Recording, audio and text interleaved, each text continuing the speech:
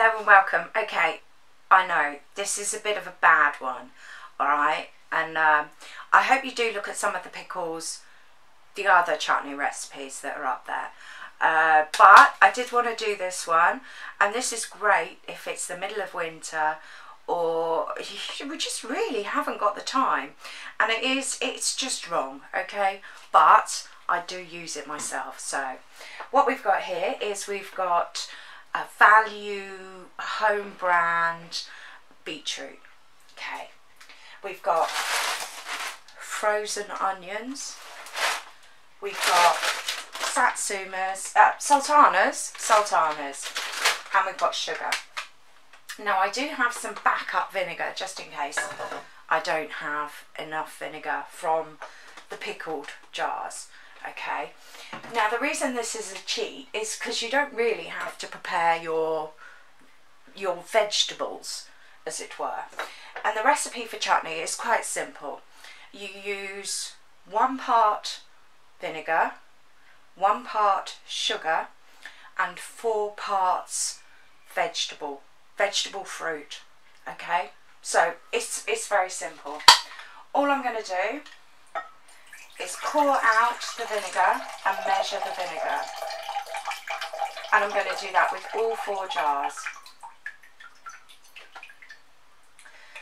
Now, okay, so we don't have to prepare the vegetables because they're already peeled. I'm going to pour out the vegetables onto that plate. I'm going to drain it a bit more, and then I'm going to chop the vegetables slightly.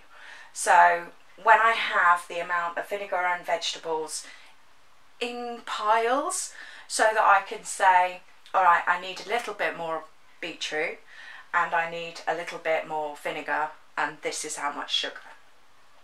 Now I know I don't, but that's fine. Okay, so also I need a wok to cook it in.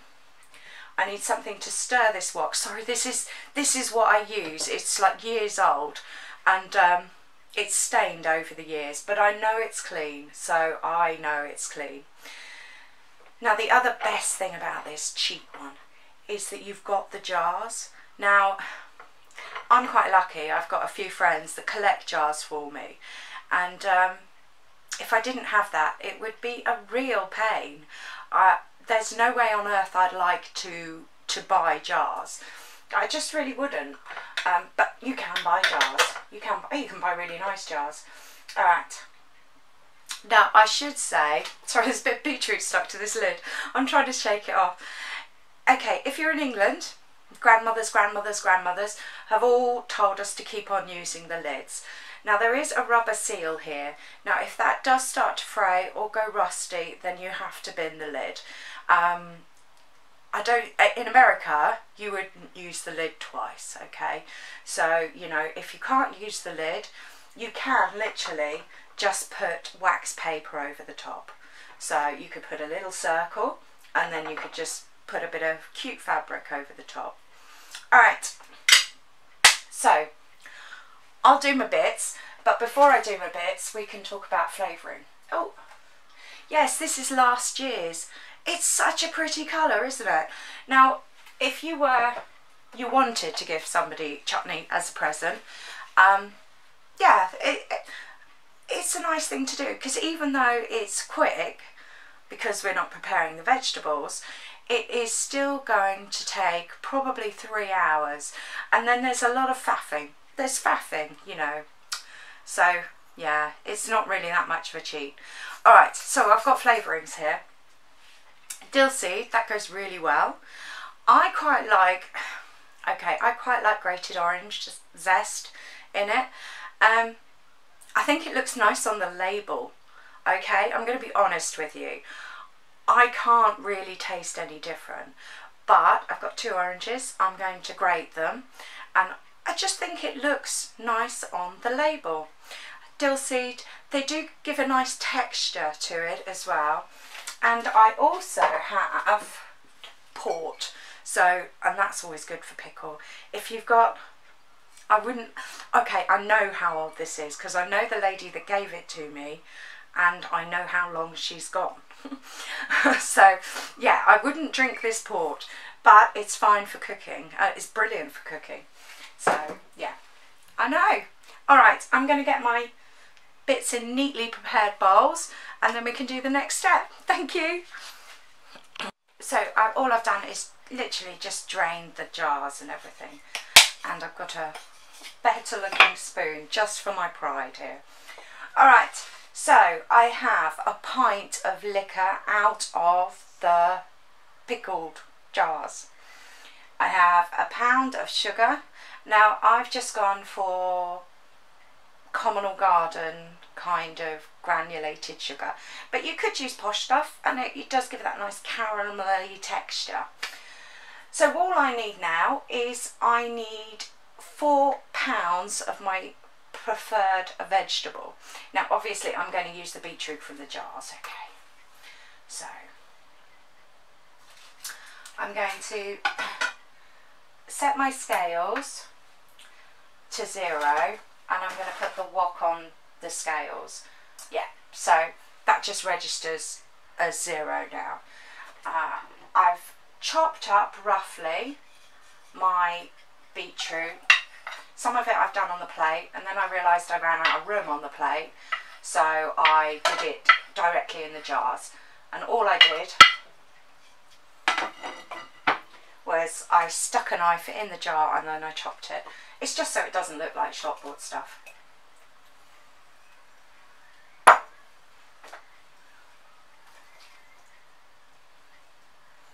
And yes, it does work out a lot cheaper. But really, it's preparation time that I'm saving on, and I'm also saving on jars, okay? Jars are quite a thing for me. So I'm up to £2. I'm definitely, you need onions, okay? A quarter of your 4 has got to be onions. And I'm just using frozen onions. So by rights, a pound bag, it should bring it up to 3. And a little bit of fruit. And these are just sultanas. I just like them.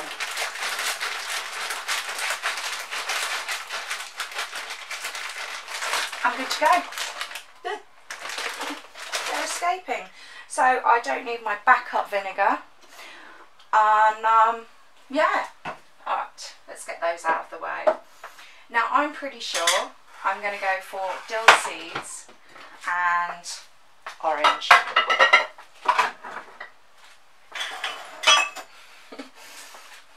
When I've got that much junk on the side, I always feel like there's going to be a disaster. So all we have to do is, now we've got it in the wok, or big saucepan, old saucepan, is add all these ingredients together.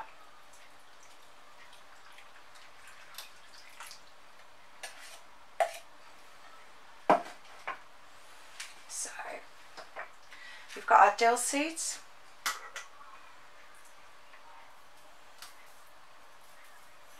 and I suppose I should have measured that just for you. I've used probably 10 grams, so good 2 teaspoons, nice heap teaspoons. And then my orange.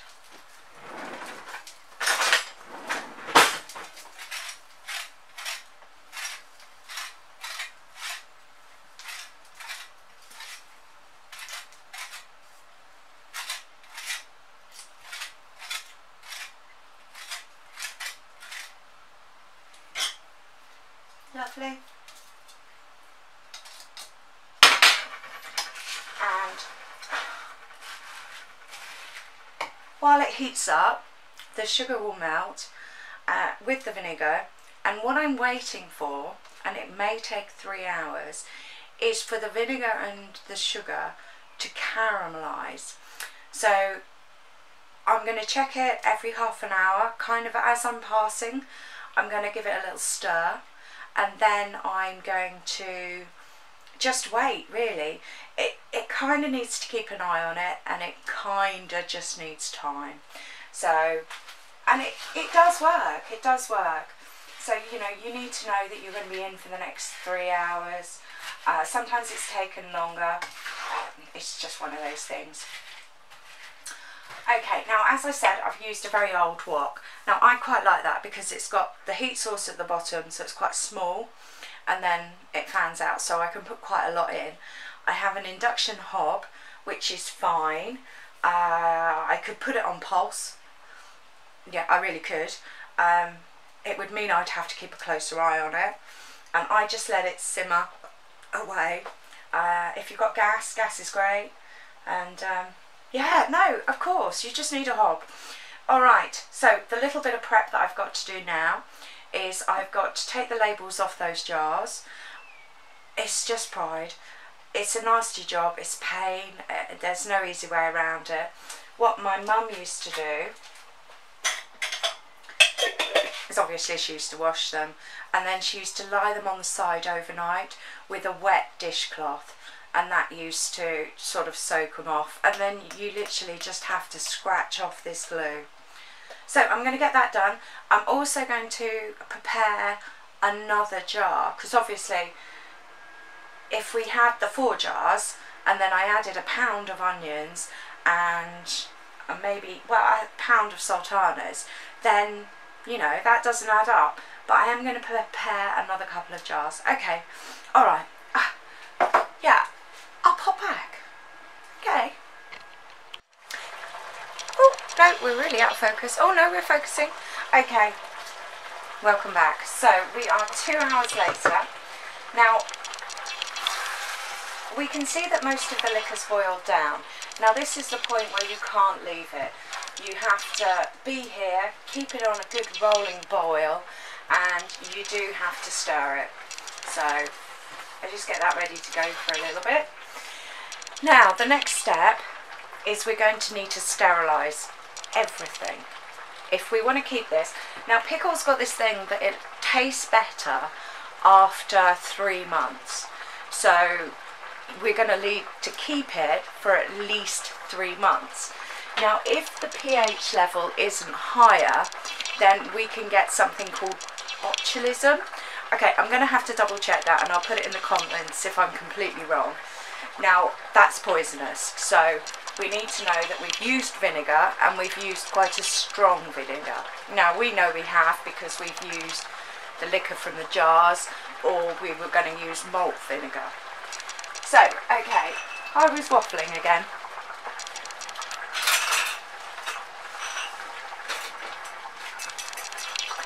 So I have my jars here, I have my lids, I have a spare stirry thing and a couple of spoons just in case, and I've got an extra jar.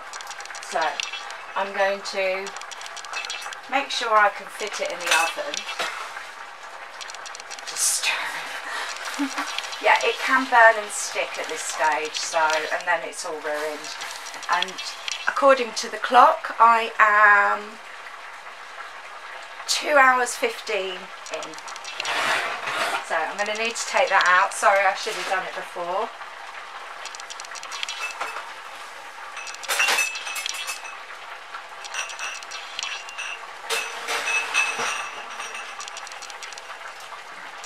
Now I'm also going to put in a Pyrex jug. Okay, so I know everything's clean. I've washed it and everything is clean.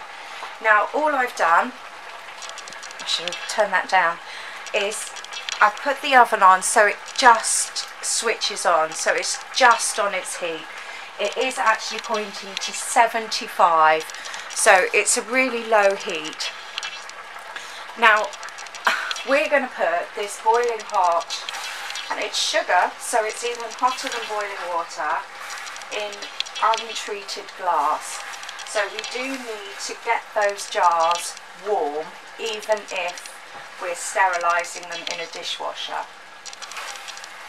Yeah, what will happen is they will just shatter, and then you have glass and molten sugar. Alright, as I'm going here, what I'm doing is I'm scraping the bottom. So it's not just the liquid I need to get rid of, I need the remaining liquid to caramelise. Now what's going to happen is when my oven gets up to temperature, it's just going to, I'm going to hear it click, so I can then take the things out. Now if you do pickle, any chutney, and you do need to go out, what you can do is just take this off the heat. As long as you're doing it, reheating it again within, say, 4 hours, it should be fine. Well, it should carry on doing its thing, so, because nowadays you do get called out unexpectedly. Okay, I'm just going to scrape the top.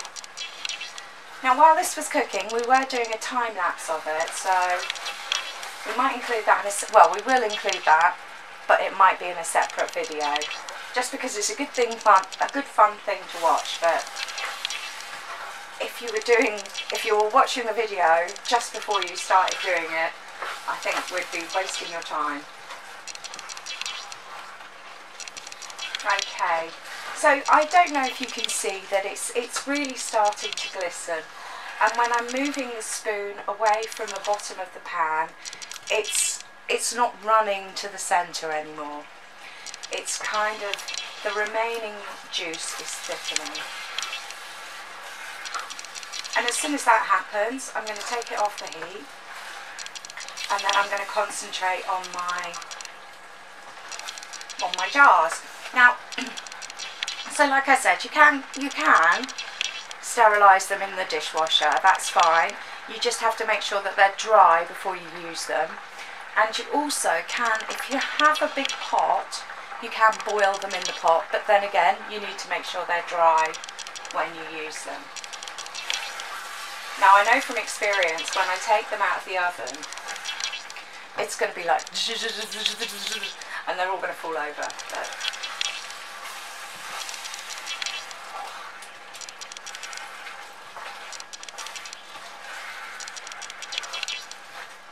yeah, I think it's best just to switch off for now and let me do these final minutes.